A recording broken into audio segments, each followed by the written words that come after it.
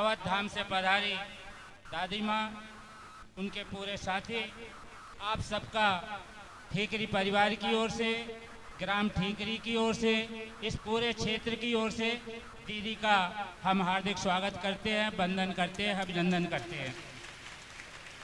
श्री ठाकुर जी की पूजन के लिए चंद्रशेखर पटेल, राधा पटेल, निर्मला पटेल जाए और श्री ठाकुर जी के पूजन अर्चन कर इस कार्यक्रम को हम शुभारंभ करते हैं।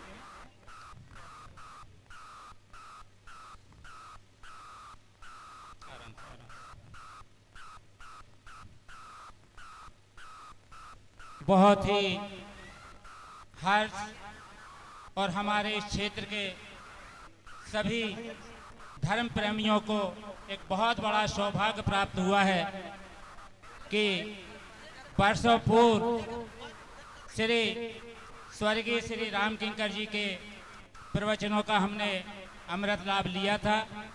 अब उन्हीं के ही शिष्यों के द्वारा, बल्कि मैं तो ऐसा कहता हूँ कि खुद महाराज जी ही आकर के यहाँ प्रवचनों के रूप में हमें लाभार्थ करेंगे।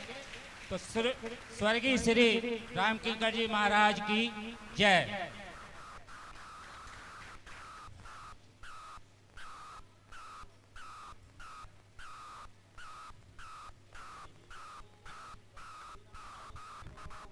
श्रवाः स्वस्ति नः पूषा विश्ववेदाः स्वस्ति नस्तारक्षयो अरिष्टनेमि स्वस्ति नो बृहस्पतिर्दधातु प्राक्दशवामरुत् गुरुर्ब्रह्मा गुरुर्विष्णु गुरुर्देवो महेश्वरः गुरुर्साक्षात् परब्रह्म तस्मै श्री गुरुवे नमः। अखंडमंडलाकारं व्याप्तमेन चराचरं तत्पदं दर्शितमेन तस्मै श्री गुरुवे नमः। ओम माल्यादीन सुगंधीन मालदयादीनि वै प्रभु मया नीतानि पुष्पाणि गृहाण परमेश्वरः पुष्पमालां समर्पयामि।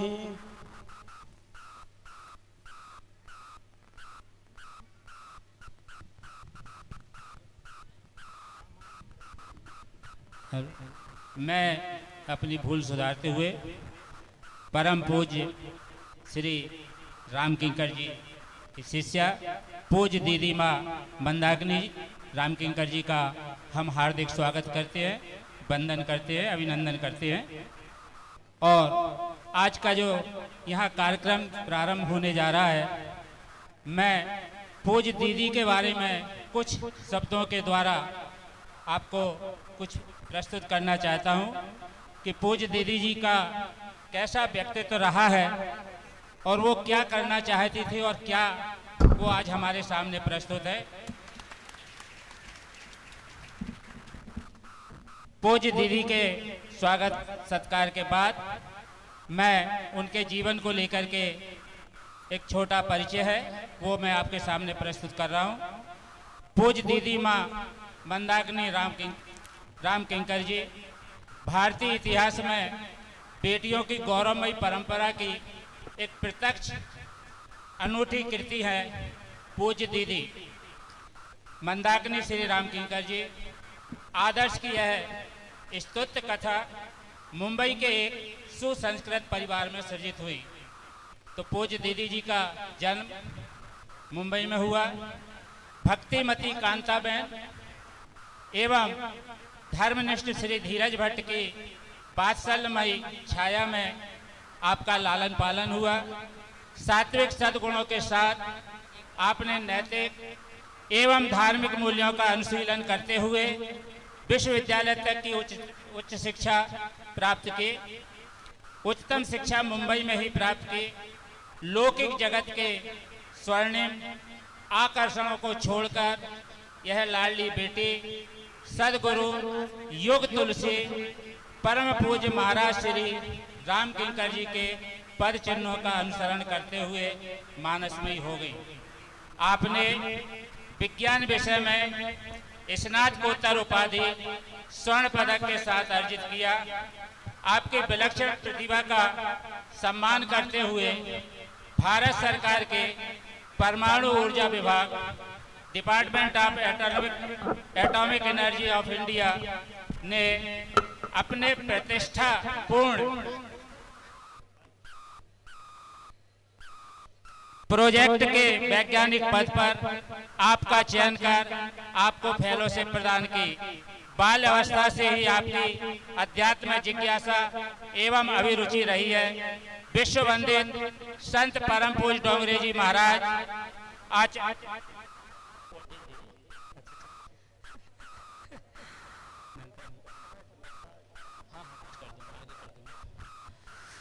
परम पूज्य डोंगरे जी महाराज, आचार्य श्री पांडुरंगी शास्त्री जी आठवाले, परम पूज्य स्वामी चिन्मयानंद जी सरस्वती जी महाराज, परम पूज्य अखंडानंद जी सरस्वती जैसे उच्च कोटि के अनेक संतों का सत्संग एवं स्नेहाशीष आपको प्राप्त हुआ।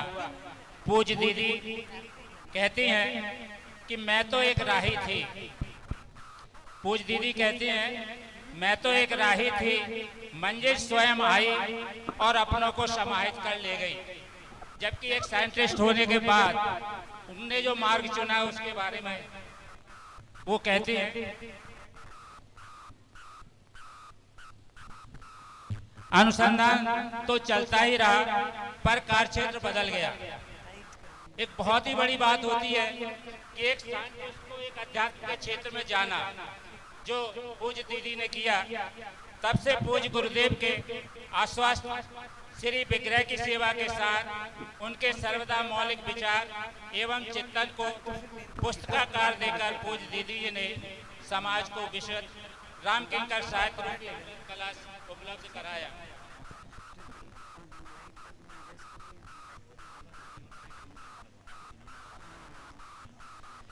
इस बात की झलक उनके द्वारा जो आत्मीय पत्र लिखा था स्वामी युग तुलसी जी ने, क्या कहकर मैं तुम्हें पुकारूं, परम पूज्य रामकिंकर जी के शब्दों में है आदरणीय दीदी जी के लिए कि क्या कहकर मैं तुम्हें पुकारूं, नहीं शब्द मुझको मिलता है, माता कहूं कि बेटी तुमको, दोनों रूप तुम में मिलता है, दोनों रूप तुम में मिलता है।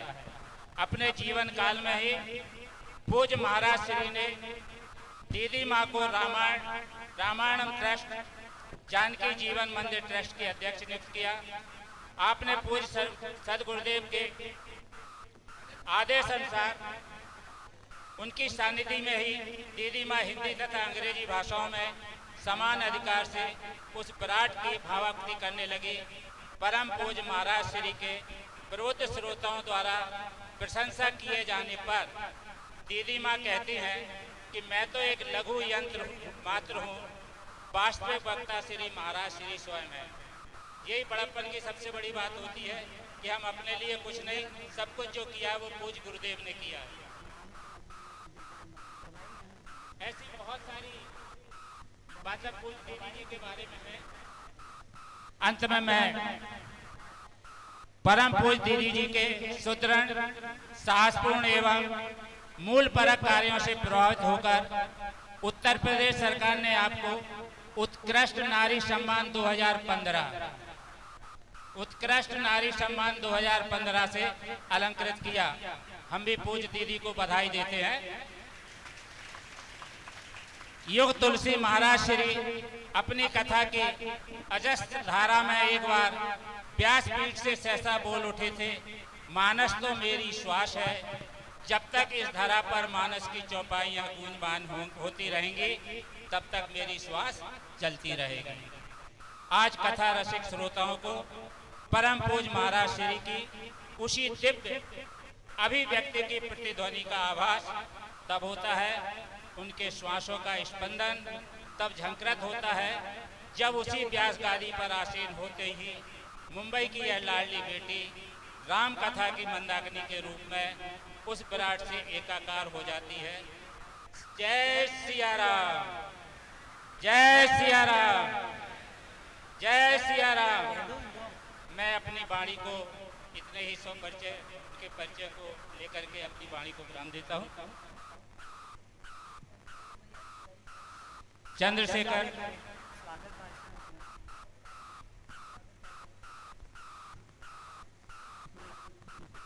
प्रणाम, गुरुदेव को सादर प्रणाम।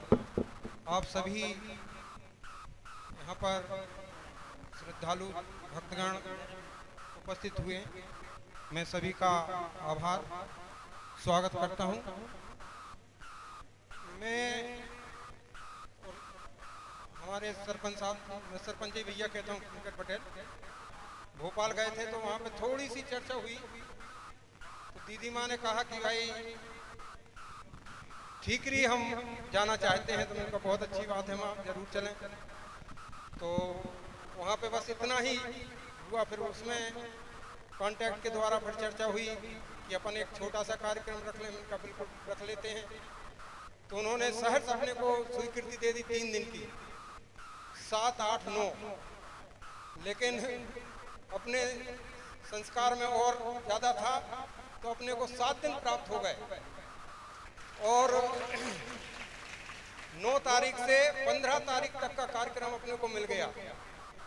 बहुत बड़ी कृपा ठाकुर जी की, अवध बिहारी जी की, दीदी माँ की, पूज्य गुरुदेव की। और इसके बाद में भी दीदी माँ अगला कार्यक्रम भी ऐसा सोच रही हैं कि महाराज जी का स्वर्ण जयंती समारोह यहीं ठीकरी के माध्यम से हो तो और अच्छा है। वो भविष्य की बात है, जैसा ठाकुर जी करें। बस मैं तो एक निमित्त मात्र हूँ, आप सब सहायक हैं मेरे। और दीदी माँ से मैं आशीर्वाद चाहता हूँ। जय जय। पूज्य दीदी माँ के अनुमति से मैं अब अपने शब्दों को विराम देता हूँ। धन्यवाद। श्री राम, श्री राम, श्री राम, श्री राम, श्री राम।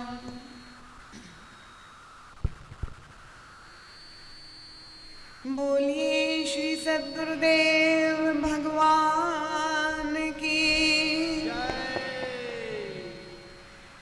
मेरे समक्ष चैतन्य नर्मदा तटवासी श्रोता बैठे हुए हैं और कथा श्रवण करने की लालसा लेकर आए हुए हैं। आपकी चेतना का प्रदर्शन आपके जयघोष में होना चाहिए। पूरे उत्साह के साथ दोनों हाथ उठाकर भगवान के नाम का जयकार करें। बोलिए नर्मदा मैया की जय। श्री गजानन गणेश जी महाराज की जय। उमापति महादेव की जय। श्री वृंदावन बिहारी लाल की जय। श्री पवन सुत हनुमान की जय। सियावर रामचंद्र भगवान की जय। आइए उसी उत्साह के साथ भगवान नाम संकीर्तन के द्वारा अपनी वाणी को पवित्र करने के उद्देश्य से इस संपूर्ण वातावरण को राममय बनाने के लिए हम लोग सब संवेद स्वर में करतल ध्वनि के साथ राम कथा रूपी रस सरोवर में प्रवेश करेंगे। संकोच छोड़ करके भक्ति भाव पूर्वक सब लोग भगवान नाम संकीर्तन में सम्मिलित हो।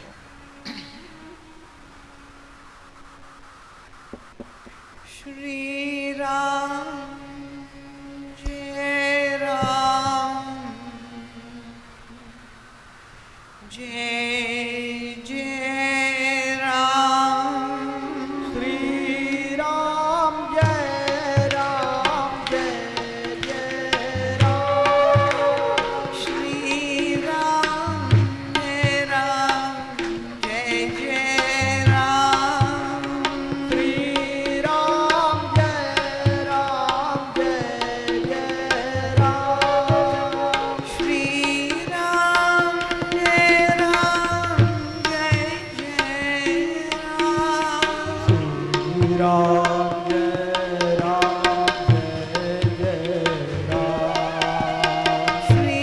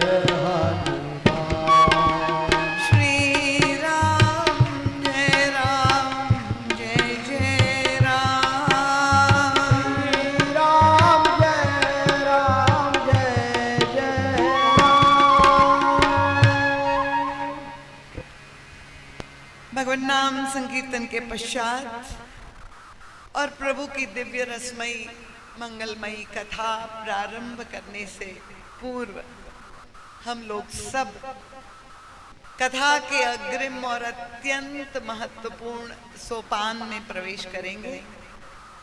सामूहिक रूप से हम लोग सब मिलकर भगवान का प्रभु का आवाहन करेंगे और प्रभु के कथा रूपी श्री विग्रह के अवतरण के क्षणों में आंखें बंद करके थोड़ी देर के लिए प्रभु का ध्यान करेंगे। आप सभी श्रोताओं के चरणों में मेरी करबद्ध प्रार्थना है। कथा श्रवण करने के लिए, समझकर आत्मसात करने के लिए जैसी पवित्र और प्रशांत अंतरंग मनस्थिति, बहिरंग परिस्थिति और वातावरण चाहिए, वह आदर्श तो केवल प्रभु की कृपा के द्वारा ही सृजित हो सकता है। और इसलिए आप सबसे अनुरोध है, प्रयास करें थोड़ी देर के लिए इस भौतिक जगत में फैली हुई समस्त बहिर्मुखी वृत्तियों को समेटकर अंतर्मुख होने के लिए अपनी आंखें बंद करके यही ध्यान करें कि इस समय हम और आप सभी स्थूल शरीर से भले ठीकरी ग्राम में बैठे हुए हैं, पर मन शरीर से, भाव शरीर से हम सब प्रभु के दिव्य मंगलमय धाम में बैठे हुए हैं। श्री राघवेंद्र सरकार का राज दरबार लगा हुआ है और प्रभु के ही दरबार में, उनकी पावन सन्निधि में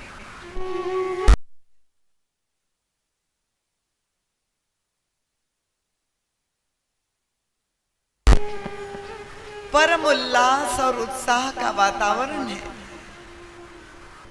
प्रभु के दरबार में शरद पूर्णिमा के उपलक्ष्य में उत्सव मनाया जा रहा है। कल्प वृक्ष के नीचे अपने मणिमय रत्न जटित स्वर्णिम सिंहासन पर श्री युगल सरकार परम प्रसन्न मुद्रा में दिखाई दे रहे हैं। प्रभु और श्री किशोरी जी के नेत्रों में असीम वात्सल्य, अपूर्व स्नेह और छोह का दर्शन, और उस करुणा पूरी दृष्टि से प्रभु हम सब की ओर देख रहे हैं, सब पर कृपा की वृष्टि कर।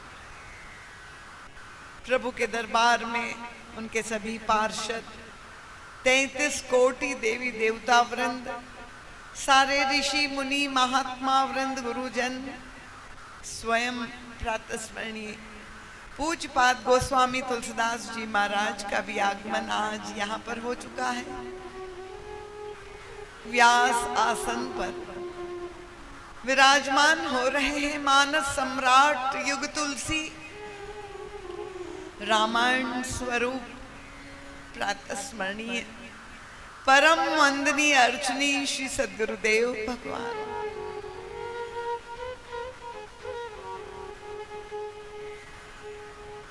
एक दिव्य भाव भूमि में परम पूज्य महाराज श्री के मुखारविंद पर प्रकाश का दर्शन हो रहा है।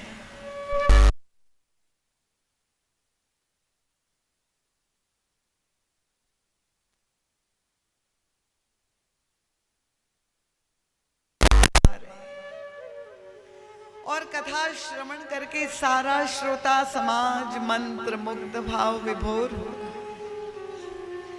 मंचासीन दिखाई देने वाला प्रत्यक्ष वक्ता तो केवल एक अत्यंत लघु यंत्र मात्र है।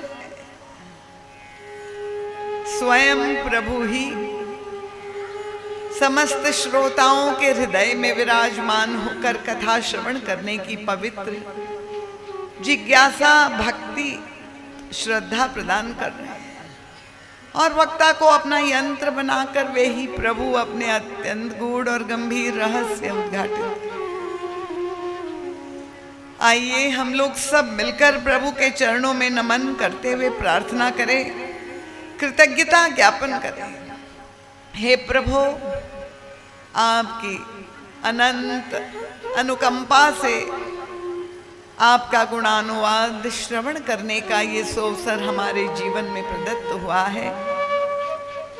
जो कथा हम श्रवण कर रहे हैं उसे हम समझकर आत्मसात कर सके, जीवन में उसे चरितार्थ कर सके।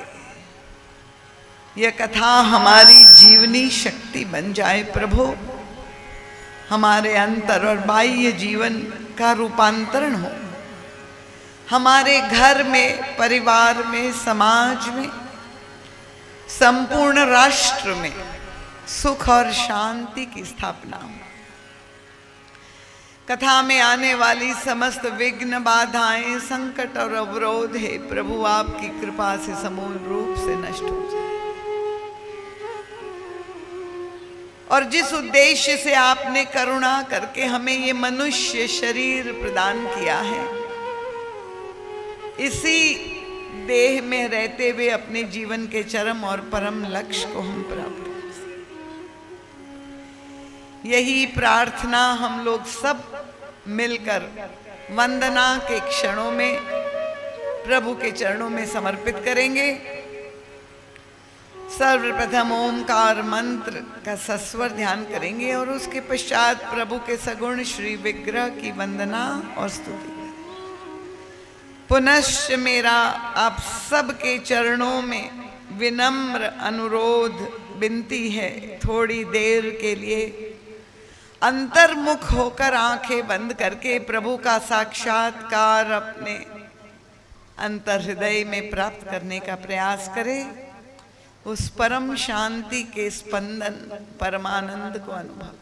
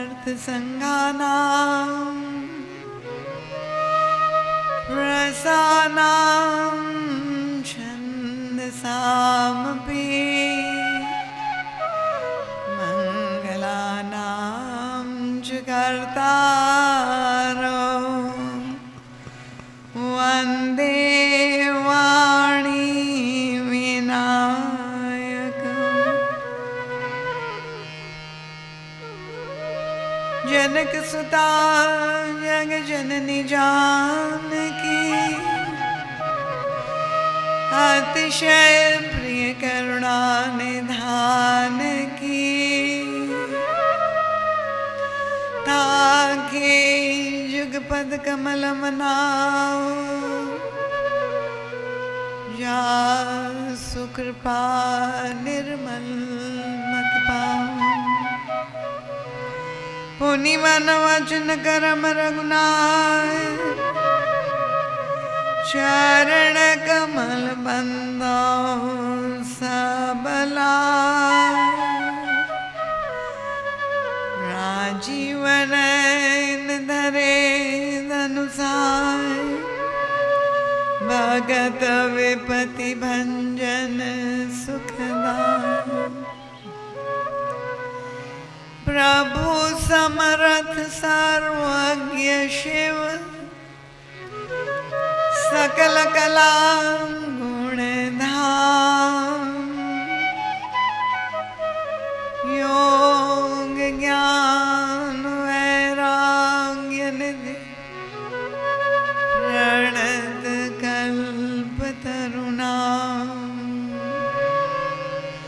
गरुड़ महाज्ञानी गुणराश हरि सेवक अति निकट निवास। श्री गुरु चरण सरोज निज मन मुकुर सुधार। वर्णो रघुवर विमल यश जो दायक फल चार। बुद्धिहीन तनु जानिके सुमिरो पवन कुमार।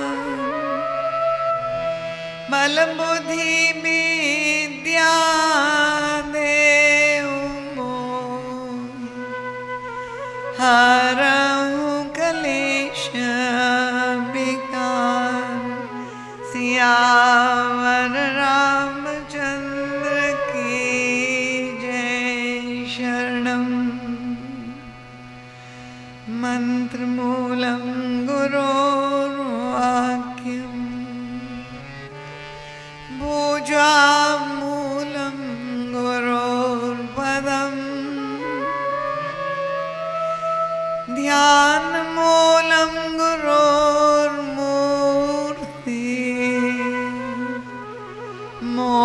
मोक्षमूलं गुरोर्कृपा। हरिः ओम श्री गुरुभ्यो नमः। हरिः ओम शांति शांति शांति।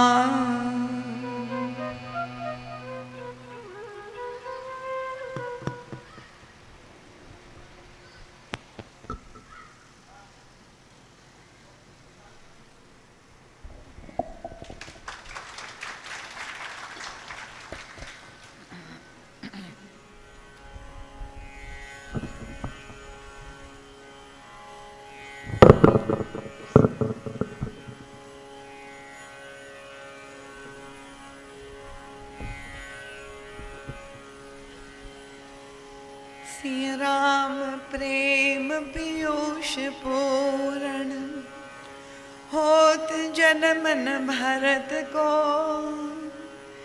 मुनि मन आगम जम नियम समदम विषम व्रत आचरत को।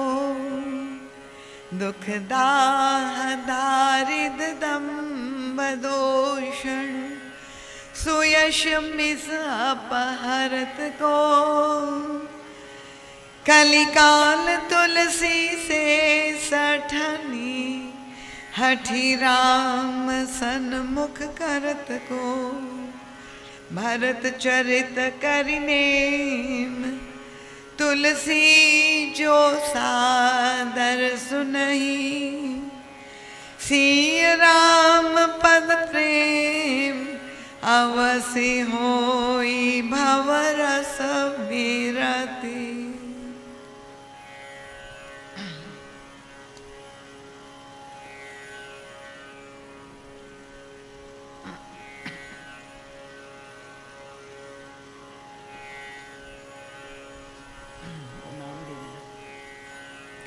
प्रभु के मंगलमय दिव्य नाम स्मरण के साथ सर्वप्रथम मैं अपने परमाराध्य प्रातः स्मरणीय परम वंदनीय अर्चनीय श्री सद्गुरुदेव भगवान की अत्यंत कृपामयी मंगलमयी तेजोमयी प्रकाशमयी आनंदमयी ज्ञानमयी रसमयी दिव्य उपस्थिति को यहाँ पर प्रत्यक्ष रूप से अनुभव करती हूँ और श्री सद्गुरुदेव भगवान के परम पवित्र पुनीत पाद पद्मों में अपनी प्रणति अर्पित करते हुए सिर रखकर कोटिशः नमन दंडवत प्रणाम करती हूँ और यही गुरु चरणारविंद में अंतर्हृदय से प्रार्थना करती हूँ, आप ही का एक अत्यंत लघु यंत्र बनकर आप ही का संदेश सभी भक्तों के समक्ष रख सकूं, ऐसी बल बुद्धि विद्या और विवेक देने की कृपा करें। गुरु चरणों से अनंत आशीष, हृदयाशीष प्राप्त करके शरद पूर्णिमा के इस पावन मंगलमय पर्व पर उपस्थित सभी रामानुरागी, कथा रसिक, श्रद्धालु, जिज्ञासु, प्रबुद्ध एवं सुधी श्रोता महानुभाव, वंदनीय मातृशक्ति, सुदूर से पधारे हुए सभी आगंतुक श्रोतावृंद, जबलपुर से जो भक्त श्रवण करने आए हैं, अन्य सुदूर ग्राम अंचल से भी जो आए हुए हैं, सबके नाम से मैं अवगत नहीं हूँ। सभी विशिष्ट विभूतियां जो यहाँ पर समुपस्थित है, नामी एवं अनामी, अग्रिम पंक्ति से लेकर अंतिम पंक्ति तक भगवत कथा श्रवण करने की जिज्ञासा लेकर आप आए हैं, कोई मनोरंजन की आशा लेकर नहीं आए हैं। इसलिए आप सभी मेरे लिए समान रूप से विशिष्ट ही नहीं, अति विशिष्ट है। आप सबका मैं हृदय से बहुत बहुत स्वागत, अभिवादन करती हूँ। विशेष रूप से आयोजक परिवार के सभी सम्माननीय सदस्य वृंद,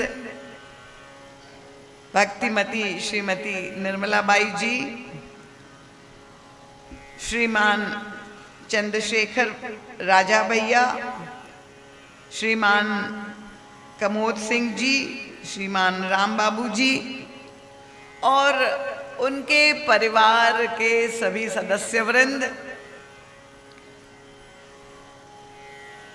इस ठीकरीपुरी के सभी आदरणीय, सम्माननीय, भावुक भक्तवृंद, आप सबके चरणों में मेरा बार बार नमन, वंदन और प्रणाम स्वीकार करें। मेरी आवाज पीछे तक जा रही है, सबको सुनाई दे रहा है? अगर आप लोग आगे आना चाहे तो थोड़े आगे आ जाए, क्योंकि यहाँ स्थान रिक्त है। आप आगे आ सकते हैं, थोड़े उधर भी स्थान रिक्त है। अगर आप आ जाए आगे तो अच्छा रहेगा, ताकि बाद में देवियां भी आगे आ सकती है। मैं पुरुष वृंद से विनम्र अनुरोध कर रही हूं कि आप कृपया इधर आगे आ जाए, ताकि पीछे बैठे हुए देवियों को भी इधर आगे आने के अवसर मिले। कृपा पूर्वक सभी पुरुष वृंद, इधर रिक्त स्थान है, इधर आ जाए। सभी महानुभाव देवता वृंद, सभी देवता वृंद इधर आ जाए, ताकि देवियां उधर आगे आ करके श्रवण लाभ ले सके। सभी देवता वृंद, महानुभाव इधर सामने आ जाए, मेरे सन्मुख हो जाए।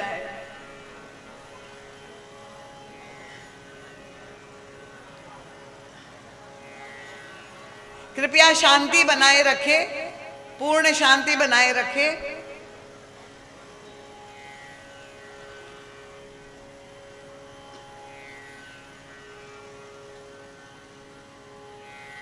परम कृपामय श्री अयोध्यानाथ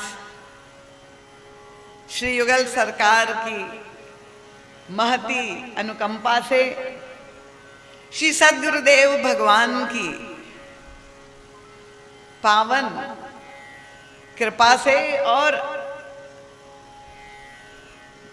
भगवती मां नर्मदा की अनंत अहेतु की कृपा से ये 7 दिवसीय मानस ज्ञान यज्ञ आज प्रारंभ होने जा रहा है।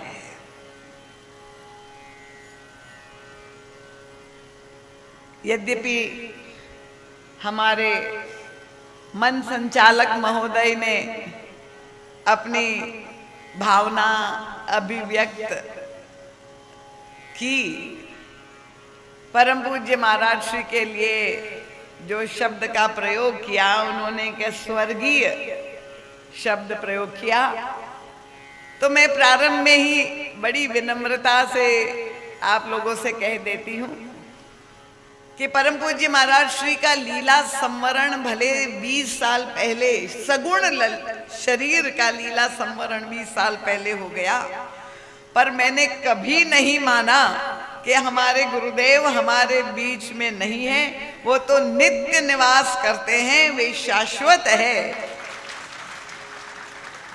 और ये कथा मंच पर यद्यपि मैं एक यंत्र के रूप में आपके सामने दिखाई देती हूँ, पर कथा कहने का दायित्व तो उन्हीं का है, और वही उन्हीं का मंच है, उन्हीं के ठाकुर जी है और उन्हीं की गद्दी है, और वे ही अपने कार्य का संपादन करते हैं। और इसलिए हम अपने गुरुदेव के नाते, अभी मैंने आप सबका संबोधन करते हुए जिस शब्द का प्रयोग किया, आपके मन में निश्चित रूप से मैंने देखा कुछ भक्तों के चेहरे की प्रतिक्रिया, कि मैंने ये ठीकरी ग्राम के लिए कहा कि ये ठीकरी पुरी निवासी।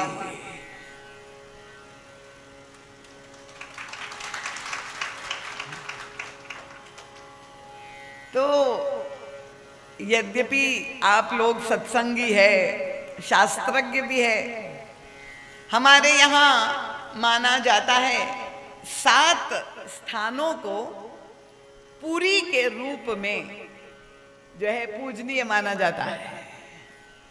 और वो 7 स्थान क्या है? मेरी भाषा आप लोगों को समझ में आ रही सबको? कोई कठिनाई नहीं है ना? तो शास्त्र में वर्णन आया है, अयोध्या, मथुरा, माया, काशी, कांची, अवंतिका, पुरी, द्वारावती चैव सप्तैता मोक्षदायिका।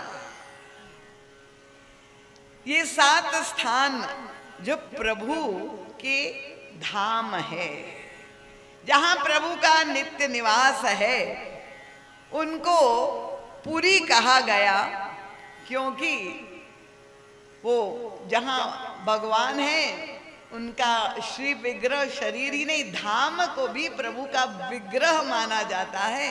और वहाँ उस धाम की महिमा है कि वो व्यक्ति को पुरुषार्थ का जो सर्वोच्च फल है, मोक्ष की भी प्राप्ति हो जाती है बिना पुरुषार्थ के।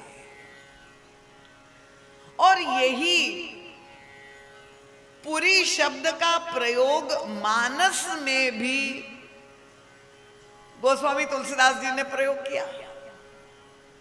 कहां पर? क्योंकि आप लोग सभी रामचरितमानस की कथा से अवगत है, पाठ करते होंगे, ये मुझे विश्वास है, सभी जानते हैं।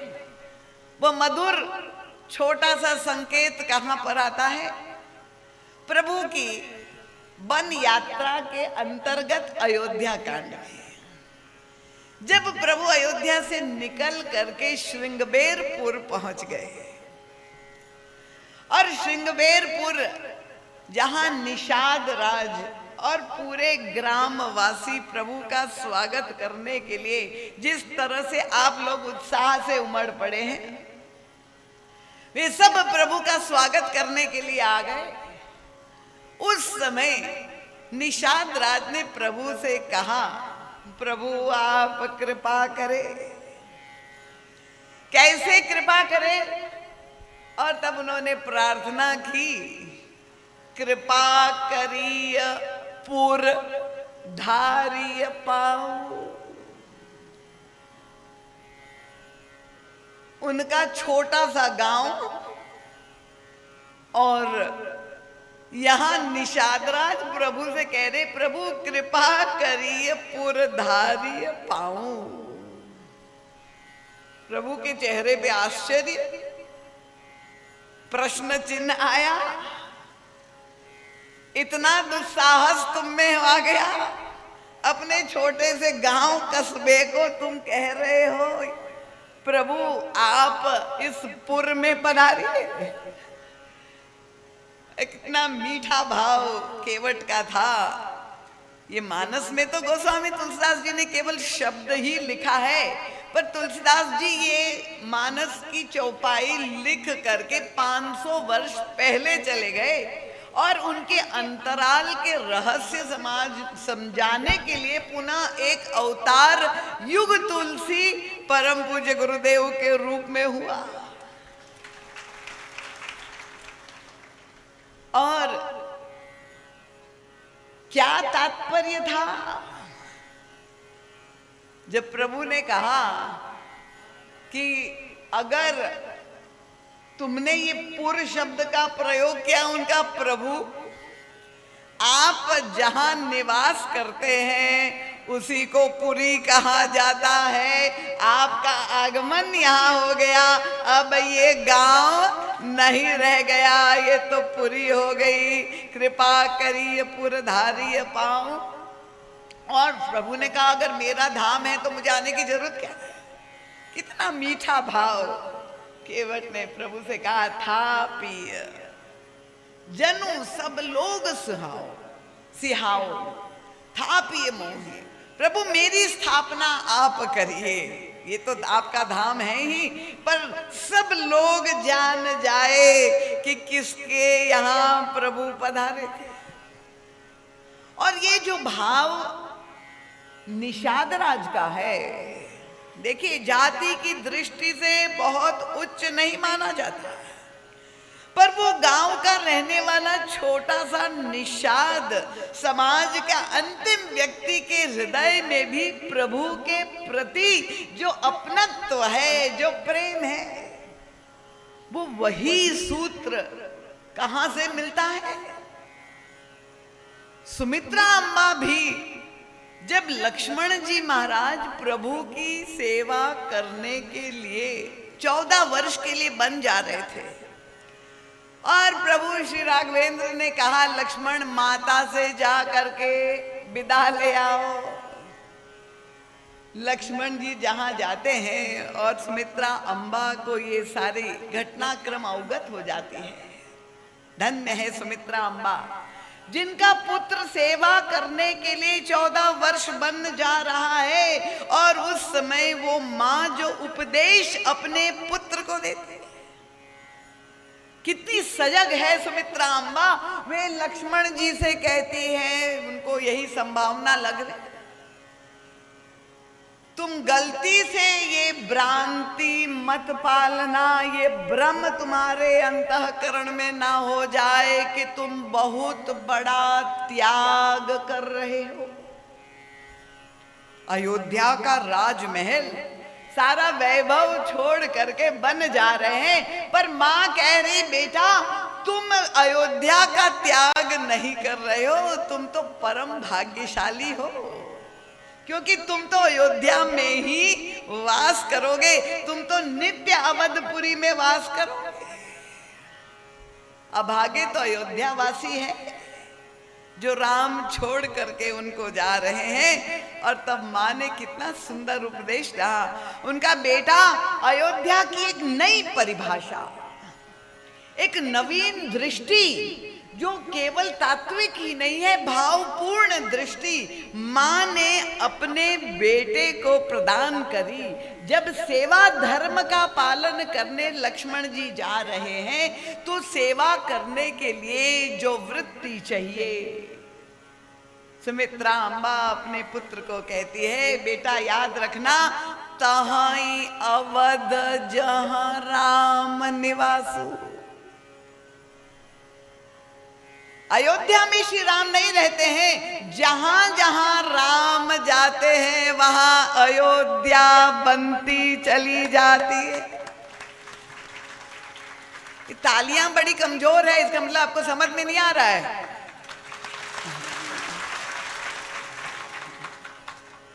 सहमत है ना आप हमसे? सब लोग सहमति, सर्व सहमति से ये संवाद है हम लोगों के बीच में। तो तहाई अवध जहां राम निवास। और उन्होंने दृष्टांत किसका दिया? उनका दृष्टांत भगवान सूर्य का दिया। उनका दिन और रात का निर्णय कैसे होगा? कोई घड़ी देख करके थोड़ी होगा। उनका दिन और रात का निर्णय तो भगवान सूर्य से होगा। उनका वैसे ही तहाँ अवध जहाँ राम निवासु तहाँ दिवस जहाँ भानु प्रकाश। जहाँ सूर्य होगा वहीं पर प्रकाश होगा और वहीं पर दिवस माना जाएगा। भगवान राम कौन है? उनका ये तो सूर्य वंश के सूर्य है, भानुकुल भानु है, और इसलिए वो जहां भी जाएंगे वो अयोध्या पुरी बन जाएगी। और इसी भावना से ही मैंने भी इस ठीकरी ग्राम, मुझे नहीं मालूम है इसकी आबादी कितनी है, कितनी आबादी है बताएं कोई? 2000। ओहो, जय जय। पर मेरे लिए तो ये ठीकरी पूरी है, क्योंकि हमारे प्रभु आज से 60 वर्ष पहले, गत 3-4 दिनों से जब से यहाँ मेरा आगमन हुआ है, सभी लोगों से मिल करके चर्चा करते हुए जो संस्मरण मैं सुन रही हूँ, मेरे शिष्य और भक्तों को आश्चर्य हो रहा है। सब पूछ रहे दीदी माँ आप कहाँ पर हैं? मैंने जब बताया इस स्थान का नाम, तो आप कल्पना कर लीजिए, जो होशंगाबाद जिसको अब नाम नर्मदापुरम हो गया है, नर्मदापुरम के निवासियों ने कहा दीदी माँ ये तो नाम हमने कभी सुना ही नहीं, आप वहां कैसे जा रही है? मैंने कहा 60 वर्ष पहले कोई सुख के संसाधन नहीं थे, ना बिजली थी, ना सड़क थी, ना मार्ग था, और हमारे गुरुदेव तो बैलगाड़ी पर बैठ करके यहाँ पधारे थे। और ये धन्य है ये पटेल परिवार जिस पर कृपा हुई। मैंने सुना है कि वो बैलगाड़ी अभी भी सुरक्षित उन्होंने वो स्मृति चिन्ह के रूप में रखी हुई है।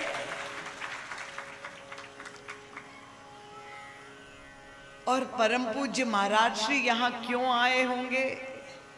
मेरे मन में जरूर ये प्रश्न आया। और तब हमारे गुरुदेव का तो स्वभाव हम जानते हैं कि कोई भौतिक सांसारिक वस्तु के प्रलोभन से परम पूज्य महाराज श्री तो कहीं जा नहीं सकते थे। उस समय क्या आकर्षण हो सकता था कि महाराज जी यहाँ चले आए? हमारे गुरुदेव का जो स्वभाव था वो तो केवल प्रेम और भाव के भूखे थे। और तब मैंने महाराज श्री की लीला को ध्यान से देखा और मुझे लगा कि वास्तव में उन्हें यह प्रेम और भाव मूर्तिमंत रूप में यहाँ ठीकरी में प्राप्त हो गया। हमारी आदरणीय प्रेम बहन जी के रूप में, और भाव की मूर्ति जो है श्री अभी यद्यपि शरीर से हमारे बीच में नहीं है, पर परम भावुक निष्ठावान श्री जी जो है भीमसेन भैया और उनकी पत्नी, ये अद्भुत महाराज श्री के प्रति निष्ठा रखने वाले भावुक प्रेमी भक्त थे। और तब परम पूज्य महाराज श्री ने इस ग्रामीण अंचल में आ करके जो कृपा का बीजारोपण किया, उसी का मैं ये दिव्य स्वरूप आज इस पटेल परिवार, कल परसों हमारे आदरणीय श्री जीवन जी चाचा जी कहते, सब उनसे सत्संग हो रहा था। मैंने उनसे यही कहा कि अपने गुरुदेव को मैंने कभी भी मनुष्य के रूप में नहीं देखा। और आप में से जितने भी लोगों ने परम पूज्य महाराज श्री का दर्शन किया है, वो मुझे कल परसों एक देवी ने आके कहा कि दीदी माँ, मैं जब इतनी छोटी सी थी और परम पूज्य महाराज श्री जब आते थे तो मैं उनका भोजन बनाती थी। तो आप में से ऐसे अनेक लोग होंगे जिन्होंने हमारे गुरुदेव का दर्शन प्राप्त किया होगा। जीवन भैया तो हमारे सामने ही बैठे हुए हैं। तो ये हमारे गुरुदेव को जितने भी पूरे विश्व में मैं भ्रमण करती हूँ और जहाँ जहाँ मैं जाती हूँ तो मैं भक्तों की भावना सुनती हूँ कि किसी ने उनमें साक्षात हनुमान जी महाराज का दर्शन किया, तो किसी को उनमें शंकरावतार का दर्शन हुआ, शंकर रूप शिव रूप का दर्शन हुआ। तो यही मैं जीवन चाचा जी से कह रही थी और उनकी आंखों में ऐसा प्रेमाश्रु गिर रहे थे कि हमारे गुरुदेव को मैंने कभी भी मनुष्य के रूप में एक अवतार महापुरुष के रूप में ही देखा था। और इसलिए जब ये भोपाल यात्रा के अंतर्गत जो चंद्रशेखर जी ने चर्चा की और वह बहुत ही मधुर संस्मरणों की याद आ गई, तब मेरा हृदय जो है व्याकुल हो गया। और उससे प्रसन्नता की बात यह हुई जब मैंने पूछा कि किस प्रसंग पर कथा कही जाए, क्योंकि हमारे गुरुदेव का चिंतन बहुत गूढ़ है, गंभीर है। यद्यपि मैं प्रयास करूंगी जितना सरल सरस हो सके, कठिनाई ना हो, आपको समझने में बोधगम्य हो, लोग उसे समझ सके, क्योंकि यहाँ कोई मनोरंजन नहीं है, यहाँ तो हम विशुद्ध सत्संग करेंगे। तब उन्होंने भरत चरित्र का नाम लिया और मेरा हृदय इतना प्रसन्न हो गया, क्योंकि मैं उसी भाव में ही डूब कर यहाँ ठीकरी आई हुई थी कि किस तरह से श्री भरत जी महाराज भी जब यात्रा करते हुए चित्रकूट पहुँचते हैं और वो सभी स्थानों पर जा करके लोगों से पूछते हैं, प्रभु ने रात में निवास कहाँ किया, श्रृंगवेरपुर में जाके उनसे पूछे उस सखई सोई ठाव दिखाओ, नेक नयन मन जरनी जुड़ाओ। तो यही मेरी भी भावना है और इसी भाव से मैं यहाँ आई हुई हूँ। आप का सहयोग प्रार्थनीय है। आज यद्यपि कथा में कुछ प्रारंभ होने में प्रथम दिन होने के कारण विलंब हो गया, पर कल ठीक समय से कथा 4 बजे से भक्ति संगीत प्रारंभ हो जाएगा और कथा 5 बजे से प्रारंभ हो जाएगी, ताकि आप समय से अपने घर पे जा सके। अब थोड़ा समय है, क्योंकि मुझे कहा गया है कि 7 बजे कथा को विश्राम करना है। तो इस भूमिका के साथ आइए हम मानस के उस प्रसंग जिसकी चौपाई अभी छंद मैंने आपके समक्ष पढ़ा है, आप लोग सब समझ गए होंगे। अयोध्या कांड के अंत में फलश्रुति के रूप में गोस्वामी तुलसीदास जी ने एक प्रश्न उठाया है।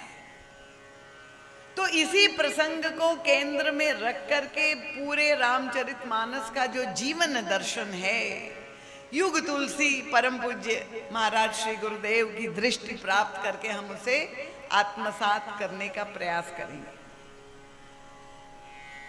गोस्वामी तुलसीदास जी अयोध्या कांड में श्री भरत जी महाराज के गुणों का विस्तार से वर्णन करते हैं।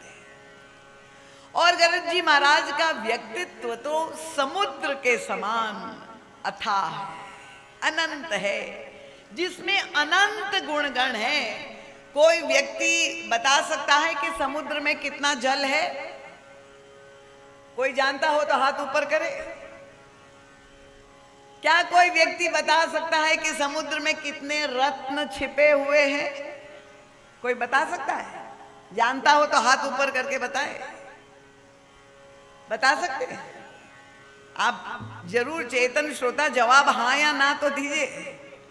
नहीं दे सकते? हाँ बिल्कुल, आप मूक बन करके मत बैठे रहिए यहाँ, तब तो मुझे लगेगा कि मेरी भाषा आपको समझ में आ रही है। तो गोस्वामी तुलसीदास जी यही अनुभव, असमर्थता की अनुभव करते हैं भरत जी के व्यक्तित्व का वर्णन करते हुए। अंत में उसे ऐसा लगता है और तब वे अयोध्या कांड की परिसमाप्ति करते हुए एक प्रश्न बार बार उठाते हैं। क्या प्रश्न उनको उद्वेलित कर रहा है? वो कहते हैं, अगर श्री भरत जी का प्राकट्य इस धराधाम पर नहीं हुआ होता तो कितना बड़ा अनर्थ हो जाता, समाज कितने बड़े लाभ से वंचित हो जाता। क्या लाभ से वंचित हो जाता? उनका भगवान श्री सीताराम जी के प्रति पूर्ण प्रेम किसे कहते हैं, वह आदर्श कहां से प्राप्त होता? श्री राम प्रेम पीयूष पूर्ण होत जन मन भरत को। उसके बाद गोस्वामी जी को लगता है कि जो बड़े बड़े ऋषि मुनियों के लिए असंभव है, इतना कठिन तप, इतने नियम संयम अपने जीवन में पालन करना वो नहीं संभव है, वो श्री भरत जी महाराज के चरित्र के द्वारा प्रकट हुआ। मुनि मन अगम यम नियम समदम विषम व्रत आचरत को। फिर प्रश्न उठा और फिर कहते हैं, दुख दारिद्र दंभ दूषण सुयश मिस अपहरत को। ये समाज में फैले हुए कुरोग, ये दोष, ये विकार, ये अशांति, ये कलह, जिन भरत जी महाराज ने अपने चरित्र के द्वारा पूरे समाज को इन विकारों से मुक्त कर दिया, अगर भरत जी का जन्म ना हुआ होता तो कितनी बड़ी हानि हो जाती। किसी ने गोस्वामी जी से पूछा, महाराज आपको कोई और नाम नहीं मिला? आदर्श चरित्र के रूप में एक ही नाम को करके भरत जी का ही ले रहे। अरे शास्त्र में आप पढ़िए, हजारों महापुरुष है।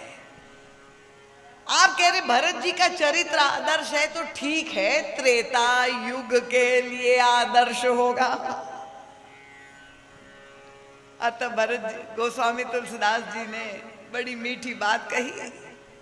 उनका महाराज त्रेता के लिए तो भरत आदर्श थे ही, पर केवल त्रेता के लिए नहीं, उनका भरत जी महाराज का चरित्र सार्वकालिक आदर्श है। वो चारों युग के लिए आदर्श है, चाहे वो सतयुग हो, चाहे द्वापर हो, चाहे त्रेता हो।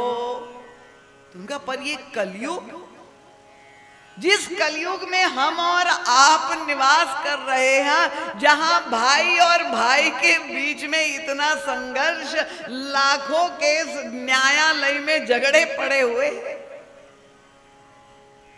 जहां घर घर में ये विघटन हो रहा है, इसमें आप भरत जी के चरित्र की बात कहते,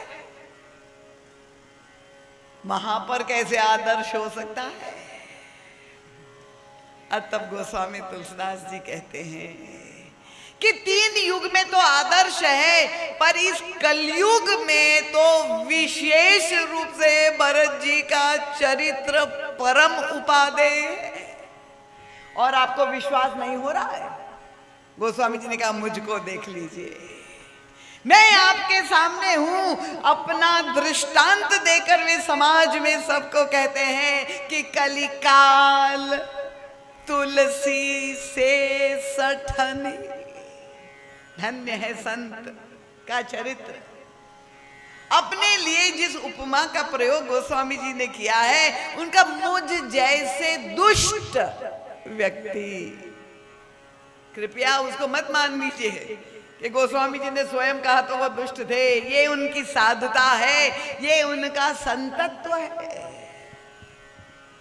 क्यों गोस्वामी जी ये कहते हैं?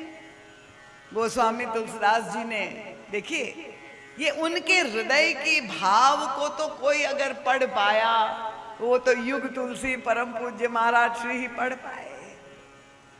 और परम पूज्य महाराज श्री ने यही प्रश्न कर दिया तुलसीदास जी से। ये संतों के बीच में संवाद होता है, क्योंकि गोस्वामी तुलसीदास जी ने मानस में लिखा है, सुंदर कांड में प्रसंग आता है,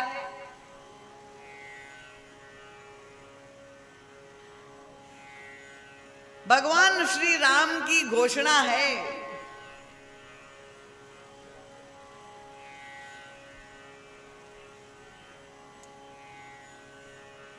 कृपया कल से कथा के बीच में अगर किसी को उठ करके जाने की संभावना भी हो तो पीछे बैठे, किसी प्रकार का कथा में व्यवधान उपस्थित ना हो, ये प्रार्थना है आप सबके चरणों में। इतना अनुशासन जरूर अपेक्षित है अगर आप इस कथा का रस लेना चाहते हैं। तो गोस्वामी तुलसीदास जी से जब प्रभु की शरणागति उनको प्राप्त हुई तो उनसे पूछा गया। आज ये गोस्वामी तुलसीदास जी अपनी आत्मकथा कहते हैं और वो युग तुलसी ही समझ पाए, क्योंकि भगवान राम ने तो अपनी शरणागति के लिए, प्राप्ति के लिए बहुत सरल सूत्र दे दिया है। सुंदर कांड में प्रसंग आता है कि सन्मुख हो ही जीव मोहि जबहि, जन्म कोटि अघना सही तबहि। उनका जीव जब मेरे सन्मुख हो जाता है, एक बार प्रभु की ये करुणा है, ये प्रभु की घोषणा है, अगर वो मेरे सन्मुख होता है तो उसके जन्म जन्मांतर के जितने भी पाप है उन सब को मैं विनष्ट कर देता। तब तो बहुत सरल हो गया भाई। हम सब के लिए बड़ा आशा का संदेश हो गया कि प्रभु के सन्मुख चले जाओ और सारे पाप मिट जाएंगे। पर बहुत वहां बड़ी समस्या है। गोस्वामी जी ने क्या लिखा है? उनका प्रभु की तो घोषणा है, पर फिर भी जीव भगवान को क्यों प्राप्त नहीं कर पाता है? क्योंकि उनका जौ पे दुष्ट हृदय सोई होई, मोरे सन्मुख आव की सोई। जो दुष्ट हृदय वाला है, जो दुष्ट प्रकृति का है, वो मेरे सामने आ ही नहीं सकता।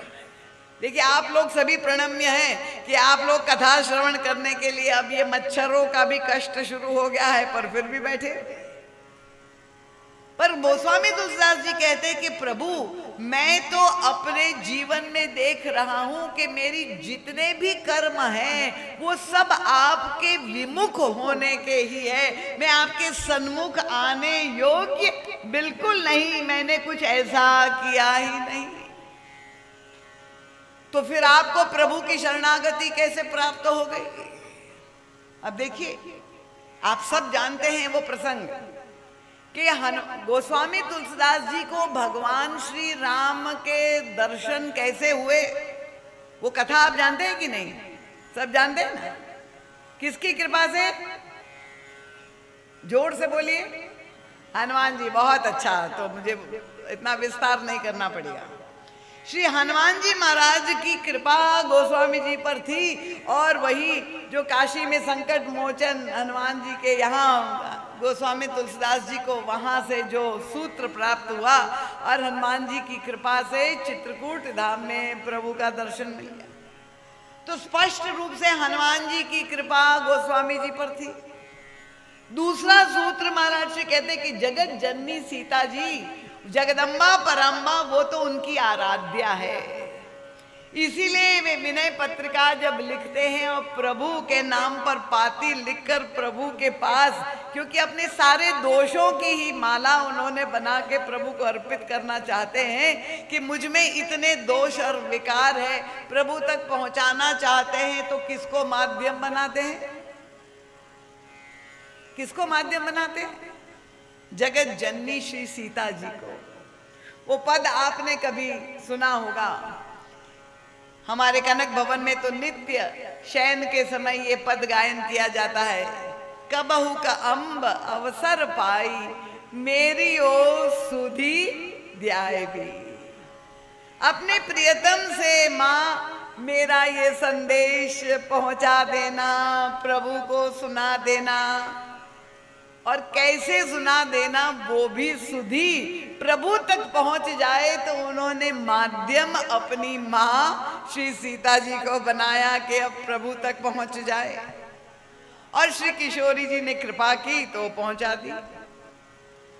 जब रामचरितमानस की रचना की, ये दिव्य कालजयी ग्रंथ, किसी ने पूछा ये कैसे आपने लिखा, किसकी कृपा से? तो गोस्वामी जी ने कहा शंभु प्रसाद सुमति ही। भगवान शंकर ने कृपा की, मेरी ये मति सुमति अगर बन पाई तो शंभु कृपा से। तो शिव जी की कृपा गोस्वामी जी पर थी, तो हनुमान जी की कृपा थी, जगत जननी सीता जी की कृपा प्राप्त थी, भगवान देवादिदेव शिव जी की कृपा थी। पर जब गोस्वामी जी से पूछा गया कि शरणागति प्रभु को आपको किसकी कृपा से प्राप्त हुई, तो सूत्र कहाँ पर मिला? यही अयोध्या कांड के अंत में वे संकेत करते हैं, कलिकाल तुलसी से सठनी हठी राम सन्मुख करत को। उनका मेरे जैसा दुष्ट व्यक्ति क्या भगवान की शरण प्राप्त कर सकता है? और तब परम पूज्य महाराज ने पूछा, महाराज कैसे आपने प्राप्त की? महाराज जी तो सबसे बात कर लेते थे। कितना मीठा सूत्र संकेत मिलता है। गोस्वामी जी ने कहा, भगवान ने जो शरणागति की घोषणा की, मैंने सुना संतों के मुख से, जो नर होई चराचर द्रोही, आवै सभय शरण तकी मोह। कोई भी संसार में चराचर द्रोही हो, अपराधी हो, अगर वो मेरी शरण में आता है, प्रभु ने घोषणा की समुद्र तट पर, आप सब सुंदरकांड पढ़ते होंगे, मुझे विश्वास है। तो प्रभु ने कहा कि कोई आएगा मेरी शरण में तो मैं क्या करूंगा?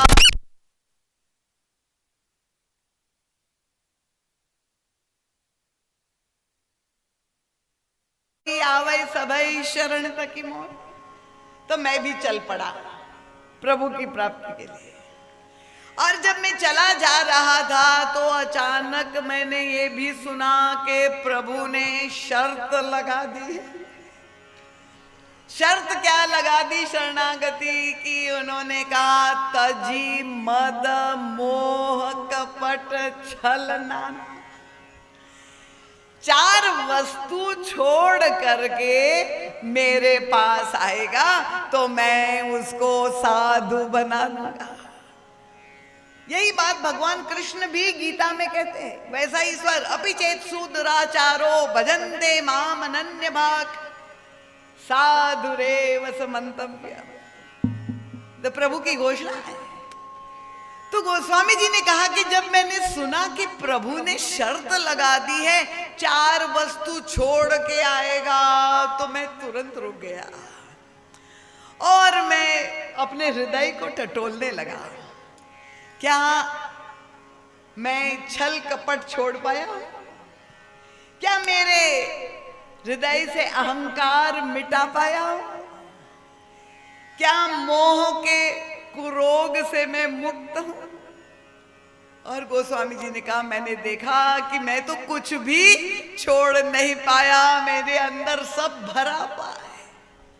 वे स्वीकार करते हैं ये प्रभु से प्रार्थना करते हैं, मोह जनित मल लाग विविध विधि कोटि हु जतन न जाए। इतना मैंने प्रयास किया, जन्म जन्म अभ्यास निरत चित अधिक अधिक लपटाए। ये मोह माया का जो बंधन है, मैं क्या प्रयास कर रहा हूं, पर मैं इस मोह के कुरोग से मुक्त नहीं हो पाया, ना छल कपट छोड़ पाया। तब तो मैं अधिकारी नहीं हूं शरणागति का, मैं वापस लौटने लगा। तो स्वामी जी कहते हैं, और जब मैं वापस लौट रहा था तो मार्ग में भरत जी मिल गए। अब भरत जी ने मुझे पूछा, क्या बात है, क्यों लौट रहे हो? मैंने कहा, प्रभु ने कहा तो है, जो नर होई चराचर द्रोही, पर प्रभु ने 4 शर्तें लगा दी है, मुझसे तो कुछ छूट नहीं पाया, इसलिए मैं असमर्थ हूं, मैं क्वालिफाई नहीं करता हूं, मुझे नहीं प्राप्त होगी, एंट्रेंस नहीं मिलेगा। भरत जी ने कहा चलो मेरे साथ, और उन्होंने धीरे से मेरे कान में एक मंत्र फूंक दिया। अभी एक देवी मुझे कह रही थी कि हमारे गांव में परंपरा है, कोई भी कन्या का विवाह के पहले उसके कान में एक मंत्र फूंकवाया जाता है कि मंत्र फूंकने का मतलब गुरु दीक्षा उसको प्राप्त हो गई। तो भरत जी महाराज ने गोस्वामी तुलसीदास जी के कान में कुछ मंत्र फूंक दिया और कहा चलो मेरे साथ, मैं लेकर के जाता हूं। तो दोष ही दिखाई नहीं देते हैं। और सबसे आनंददायी बात यह है कि जहां संत उनका गुणानुवाद करने लगते, गुण दर्शन करने लगते हैं, तो भगवान श्री राम तुरंत ही उनको अपना लेते हैं, संतों की बात सुन करके उनको शरणागति देते।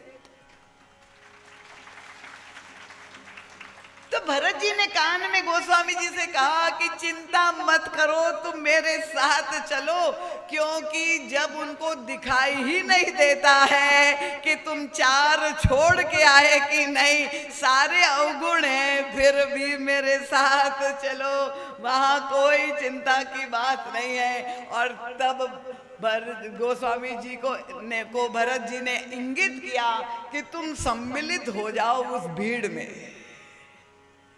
और तब गोस्वामी जी ने देखा अपने कैमरा से कि भरत जी अकेले नहीं जा रहे थे। जो चित्रकूट की यात्रा भरत जी महाराज अयोध्या से जब प्रभु की प्राप्ति की, शरणागति की वो यात्रा है, जब भरत जी जाते हैं तो सारे समाज को, पूरी प्रजा को लेकर जाते हैं। और तुलसीदास जी ध्यान से देख रहे कि कौन कौन जा रहा है प्रभु के साथ। तो देखिए धर्म गुरु बैठे हुए रथारूढ़ जा रहे हैं, फिर कौन जा रहा है, उनके सारे मंत्री मंडल जा रहा है भरत जी के साथ, जुलूस पूरा जा रहा है। और फिर देखा पीछे पालकी आई, उसमें माताएं जा रही है। अब ध्यान से तुलसीदास जी देख रहे, कौशल्या अम्बा का दर्शन पालकी में आवरण पर्दा है, सुमित्रा अम्बा देखा तो आनंद आ गया, पर पीछे देखा कि महारानी कैकेयी भी जा रही है।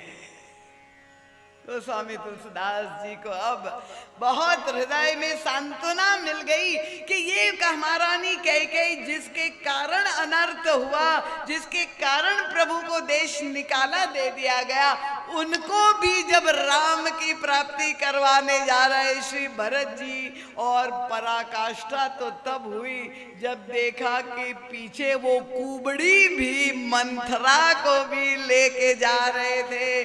तब उनको पूर्ण विश्वास हो गया कि भरत जी महाराज के साथ चल करके मुझे प्रभु की प्राप्ति अवश्य हो जाएगी। तो ये श्री भरत जी महाराज का जो व्यक्तित्व है, इतना विशाल है, इतना विराट है, उसका वर्णन हमको 7 दिन में करना है। गोस्वामी तुलसीदास जी तो पूरे मानस में कहते कि जो न होत जग जन्म भरत को, सकल धर्म धुरी धरणी धर, निरुपम गुण निरवधि। तो श्री भरत जी महाराज जनक जी महाराज के सामने भी सुनैना जी ने जब पूछा कि महाराज आप इतने बड़े विद्वान हैं, आप बताइए भरत जी के बारे में आप क्या जान पाए हैं। और तब जनक विदे महारानी सुनैना से यही कहते हैं चित्रकूट में, उनका देवी धर्म राज नय ब्रह्म विचारो, यहां जथामति मोर प्रचार। उनका मेरी बुद्धि का प्रवेश है, कहां तक उनका धर्म की जब व्याख्या करनी हो, राजनीति की व्याख्या करनी हो, ब्रह्म की चर्चा करनी हो, वहां तो मेरी बुद्धि का प्रवेश है। पर जब भरत जी महाराज का नाम आया, उन्होंने कहा भरत महामहिमा सुनुरानी। इनका जान पाना इस संसार में किसी के लिए संभव नहीं है। सुनैना जी ने कहा कोई नहीं जान पाया भरत जी को, उनका केवल एक जान पाया। कौन जान पाया भरत जी के पूरी तरह से? उनका जान ही राम। बड़ी प्रसन्न हो गई सुनैना जी, मेरे जमाई, अरे मेरे दामाद ज्यादा, मैं राम से जा करके पूछ लूंगी भरत के बारे में। तो जनक जी ने कहा देवी ये ब्रह्म मत पालो, जान ही राम, पर वो भी असमर्थ है, न सकही बखानी। भगवान राम भी चाहे तो भी भरत जी महाराज के गुणों का वर्णन नहीं कर सकते। ऐसे असीम अनंत गुण श्री भरत जी महाराज। और इसलिए भगवान श्री राम की जो सबसे बड़ी उपलब्धि त्रेता युग में हुई, देखिए जितनी भी लीलाएं भगवान राम हमारे लिए आदर्श क्यों हैं?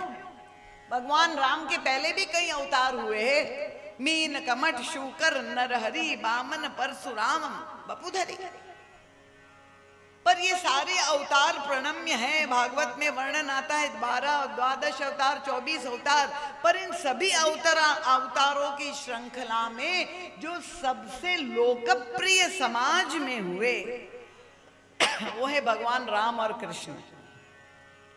और भगवान राम हमारे आदर्श क्यों हैं? कि उन्होंने जितनी भी लीलाएं की वे सभी लीलाएं अनुकरणीय हैं, मानवीय पद्धति से, कोई चमत्कारों के द्वारा नहीं। यद्यपि आजकल सब लोग चमत्कार को ही नमस्कार मानते हैं, बड़े बड़े दरबार लगते हैं और वहां चमत्कार की आशा करते हैं, ये नौकरी मिल जाए, ये बच्चा मिल जाए, ये शादी हो जाए, बस ये जादू टोना। भगवान श्री राम ने अपनी लीला में कोई चमत्कार का प्रयोग नहीं किया, केवल 2 अवसर को छोड़ करके। इसीलिए भगवान राम की सभी लीलाएं अनुकरणीय है, मानवीय पद्धति से। आज भी हम उनका अनुगमन करते हुए वो परम कल्याण को प्राप्त कर सकते हैं। और अगर भगवान राम की लीलाओं की समीक्षा करें तो सबसे बड़ी उपलब्धि श्री राम की क्या है? सामाजिक रूप से अगर हम विचार करें तो कहते हैं राम राज्य की स्थापना। इससे बड़ा आदर्श न संसार के इतिहास में न पहले हुआ, श्री राम के पहले, और ना तो श्री राम के बाद में हो पाया। और राम राज्य का जो वर्णन गोस्वामी तुलसीदास जी ने उत्तरकांड में किया है, 2 दोहे 30 चौपाई में, इतना सुंदर। नहीं दरिद्र को दुखी न दीना, नहीं को अबुध न लक्षण हीना, बैर न कर काहू सन कोई, राम कृपा विषमता खोई, सब नर करई परस्पर प्रीति, दैहिक दैविक भौतिक तापा, राम राज नहीं काहुई। अब क्या कोई ऐसा व्यक्ति यहाँ है जो नहीं चाहता है कि अपने घर में राम राज्य हो? तो हाथ ऊपर उठाएं। सब चाहते हैं।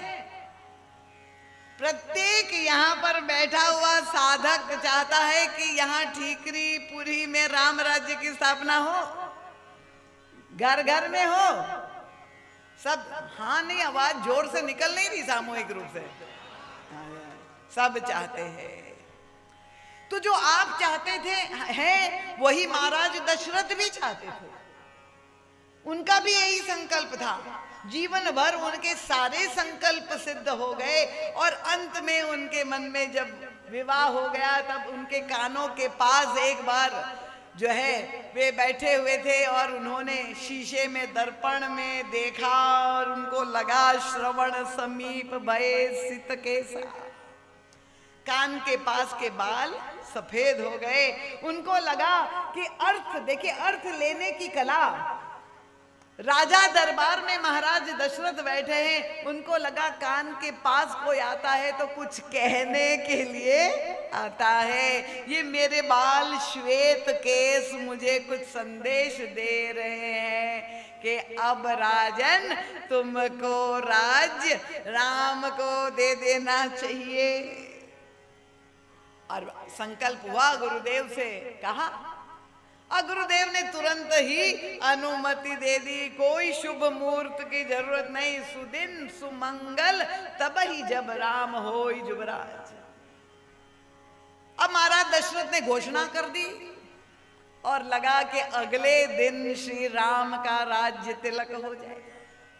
तो महाराज दशरथ की परिकल्पना क्या थी कि जब राम राज सिंहासन पर बैठ जाएंगे तो राम राज्य हो जाएगा, क्योंकि यही राजा के नाम से ही राज्य जाना जाता था। दशरथ राज्य, रावण राज्य, अकबर का राज्य।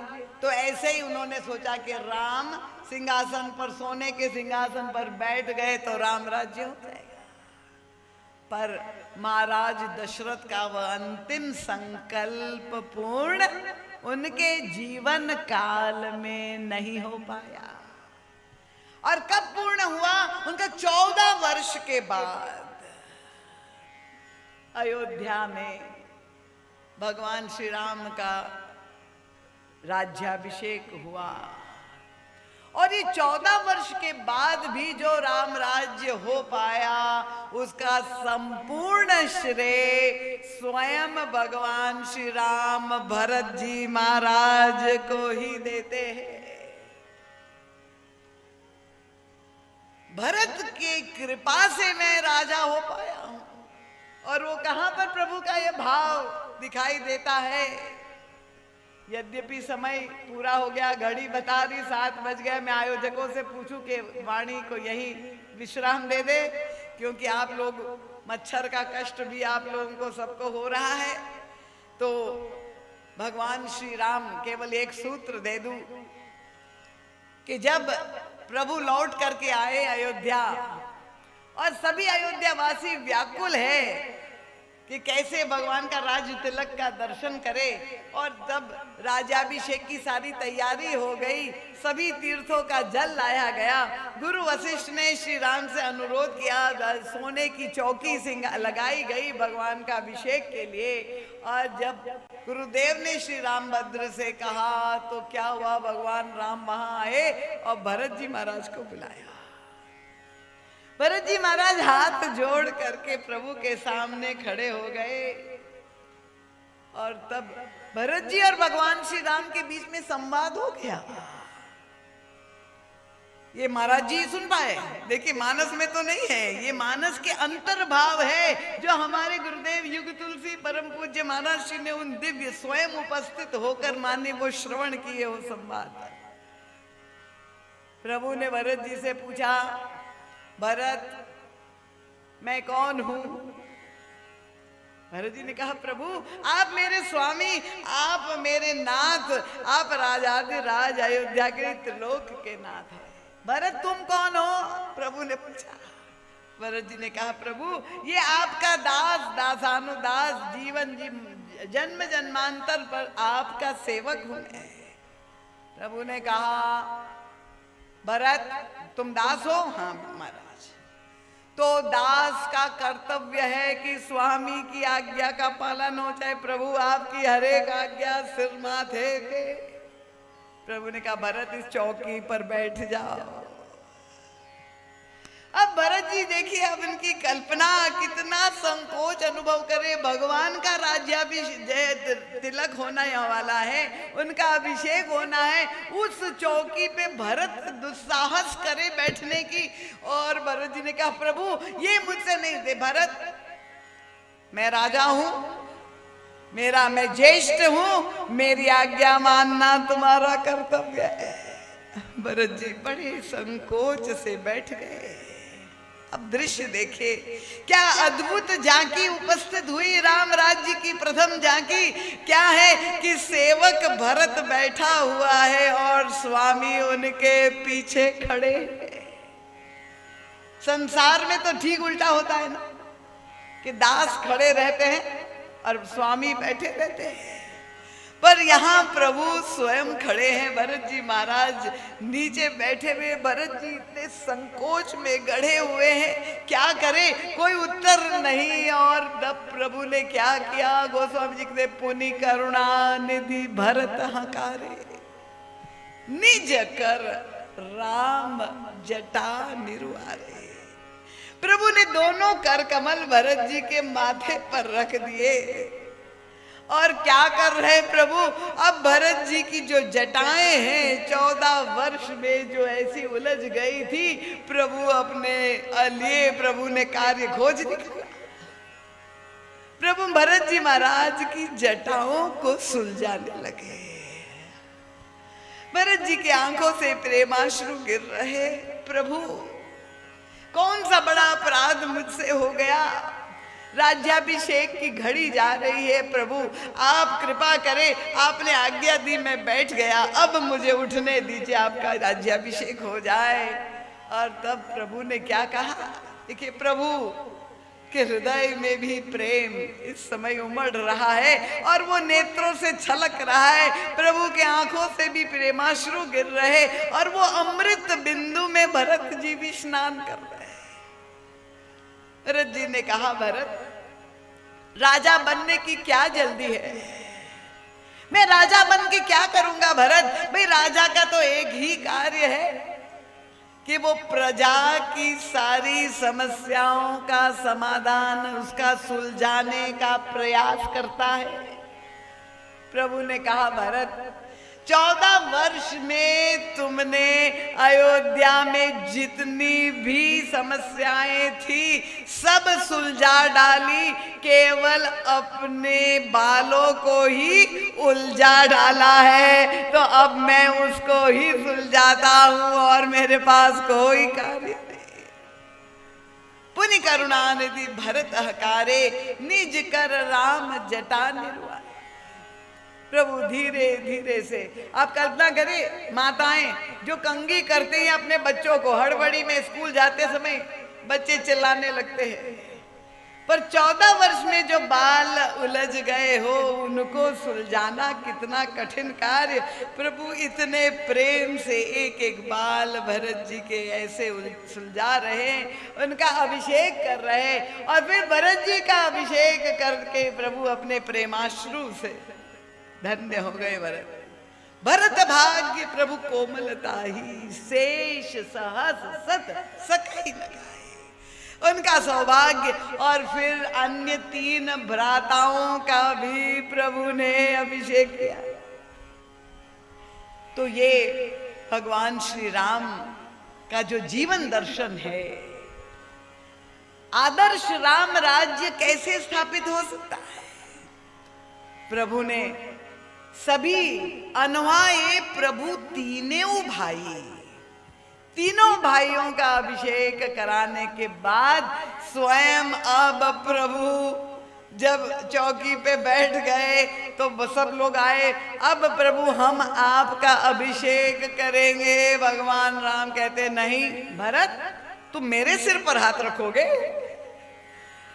भरत जी ने कहा नहीं महाराज, हम आपके सिर पर कैसे हाथ रख सकते हैं। और तब प्रभु किसी से सेवा नहीं लेते, स्वयं अपने कर कमलों से अपना अभिषेक स्नान करके और वस्त्र भूषण पहन लेते हैं। तो ये जो भरत जी महाराज का दिव्य व्यक्तित्व है। प्रभु स्वयं जिनका गुणगान गाते हैं, ऐसे श्री भरत जी महाराज की चर्चा आने वाले 6 दिनों में नित्य प्रति हम आपके समक्ष करने का प्रयास करेंगे।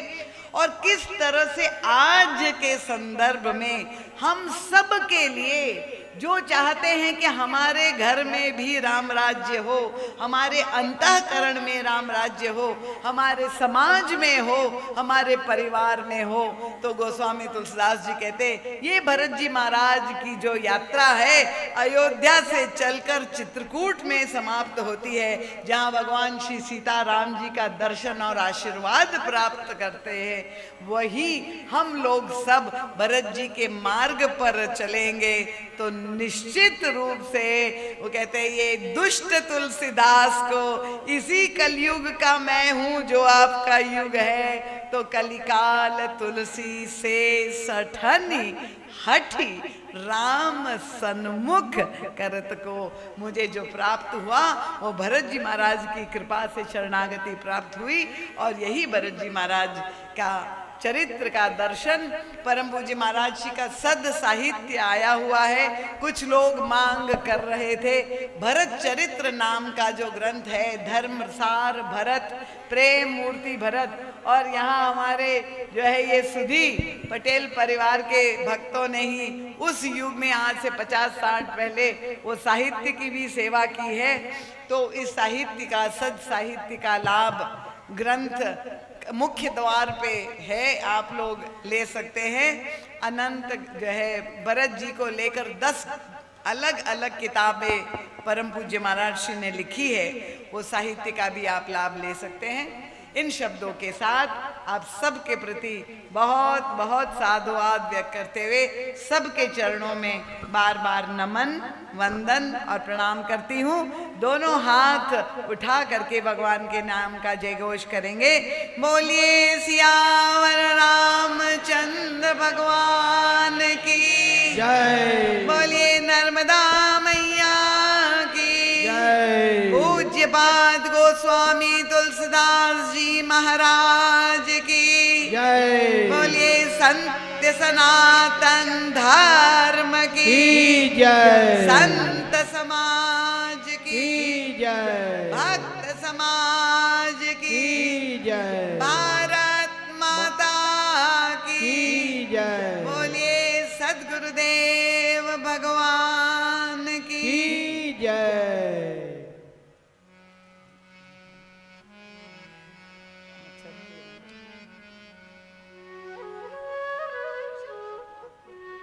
अभी रामायण जी की आरती होगी, आप लोग आरती करके यहाँ से प्रस्थान करेंगे। सभी अपने अपने स्थान पर खड़े हो जाएं और अभी रामायण जी की आरती दर्शन करके आरती लेकर यहाँ से अपने घरों को प्रस्थान कर सकते हैं।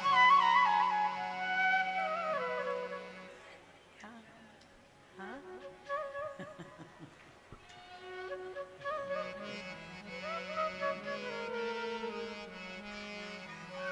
लाइट बंद कर दीजिए, चाहे ये लाइट बंद कर दीजिए।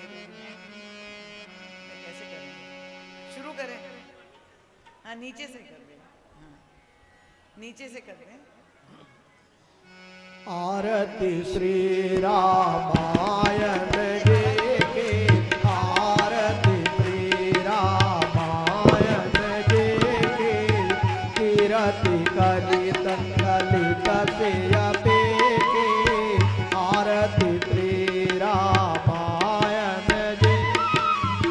गावत ब्रह्मादिक मुनि नारद, वाल्मीकि ज्ञान विशारद, सुख सनकादि शेष अरु सारद, परनि पवन सुत कीरति नेकी, आरती श्री रामायण जी की, आरती श्री रामायण जी। गावत वेद पुराण अष्टदश, छावो शास्त्र सब ग्रंथन को रस, मुनि जन धन संतन को सर्वस, सार अंश सम्मत सब एक आरती श्री रामायण जी की आरती श्री रामायण गावत संतत शंभु भवानी अरुघट संभव मुनि विज्ञानी व्यास आदि कवि वर्ज बखानी काग भूषुंड करुण के हिय के आरती श्री रामायण जी के आरती श्री रामा कालीमल हरनि विषय रस पेके सुभग सिनार मोक्ति जो बसेके दलन रोग भव मोरिय मेके बात बात सब विधि तुलसे के आरती श्री रामायण जी के आरती श्री रामायण जी के कीरति कलित ललित सियते के आरती श्री रामायण जी के आरती श्री रामायण जी के बोलिए श्याम रामचंद्र भगवान की जय सद्गुरुदेव भगवान की जय।